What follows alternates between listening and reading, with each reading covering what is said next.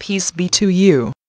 Yahuwah God Almighty has blessed the grandson from one of Noah's 3 sons who migrated to China territory, and became the father of the Chinese. He is known as Noah himself to some researchers. He may be the descendant of Japheth, or he may be the descendant of Shem to some other researchers. But none of the researchers claimed that the Chinese originated from Ham, whose firstborn son Canaan was cursed by Noah. The earliest record of China is the Xia dynasty, which existed around 2200 to 1800 BC. Then Shang dynasty overthrown Xia dynasty through war and ruled over the Chinese in China. Today, China is great because of what factors are behind its success and prosperity? Of course, Yahuwah God Almighty has allowed China to become financially mighty in the world. The largest spoken language in the world today is the Mandarin spoken by the Chinese. So, the Muslims are only boasting that Islam will dominate the world, since the largest spoken language is still the Mandarin. Arabic language is far inferior than the Mandarin, and it is a call to become backwards if one is attempting to learn Arabic, since the first word Allah is encroachment of Hebrew word Allah means oak tree, as found in Hebrew lexicon bearing Strong's code H427 Allah. China is one of the first country which worshipped the God of heavens by offering blood sacrifice similar to Abraham, the father of the Hebrews. Today China is one of the superpowers in the world both economically and militarily. Let me share what the Chinese researcher has found out about the factors behind the success and prosperity of China.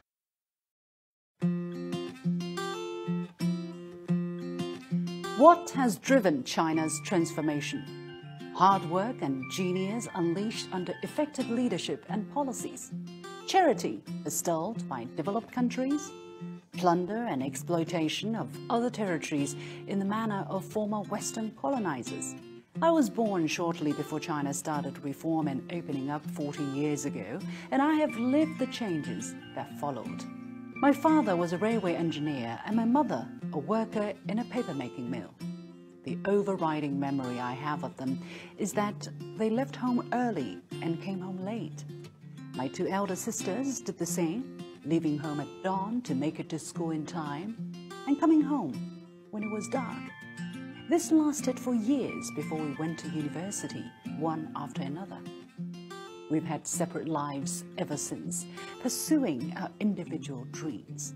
Basically, we were expanding our own worlds, and when hundreds of millions of Chinese people do the same at the same time, just like the expansion of the universe, you get to where we are pretty fast in today's China. The labor participation rate compiled by the World Bank shows that in 1990, 79% of Chinese people of active labor age were working, compared to 65%, for instance, in America. In 2017, that gap was smaller, but still 69% versus 62%.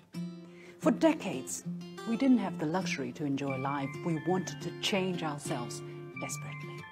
As we are taking stock of 40 years of trial and tribulation, the US administration claimed it was, first and foremost, the US that rebuilt China over the past 25 years. Sure, by supporting China's entry to the World Trade Organization in 2001, the US opened its economy to China, to borrow the words of many Americans. But without the reform and opening up which started in 1978, under the leadership of the Communist Party of China, we would never have enjoyed such progress. Brazil and India both have access to US market, but the US hasn't managed to rebuild them. Why? China's inclusion into the world economy has not been a one-way road. Again, borrowing a word from a US administration official. Foreign companies, especially US companies, capitalized tremendously on China's opening up. In 2017, Ford sold 4 million cars in China, 45% of its total sales. If anybody rebuilt anybody else, China probably rebuilt many foreign companies.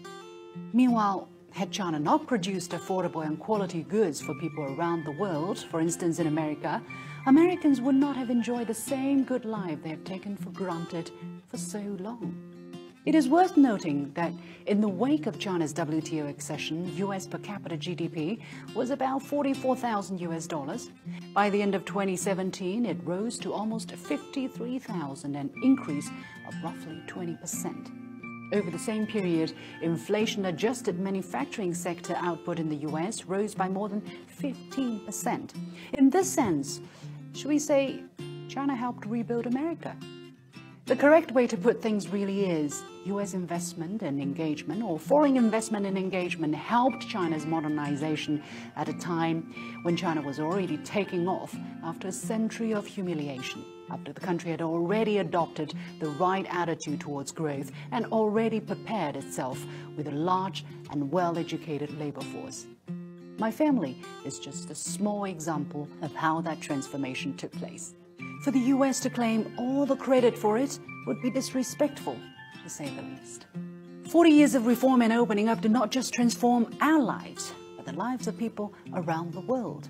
As that process is ongoing, it can be expected that the dividend of China's growth will continue to be felt far and wide.